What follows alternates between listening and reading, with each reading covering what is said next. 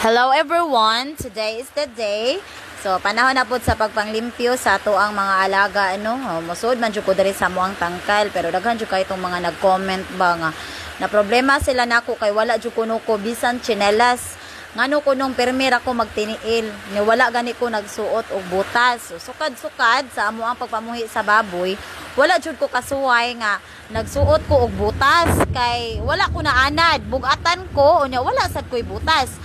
Naana drag yung kong siging tiniil o niya mas komportable sa jud ko kay daghan jud kay nag-comment na guol sila kay basin kuno o kagiron ko, pero pasalamat jud ko sa Ginoo nga dili gid in town sensitive po ang ako ang panit kay sige gid in town sila ingon nga bisan lang kunog tsinelas akong suoton dili maguko komportable nga magsinila sulod stangkal kay di man gid nako sila magukod-gukod panahon magligo ako kay labi nagakuha na sila nga pyuda-pyuron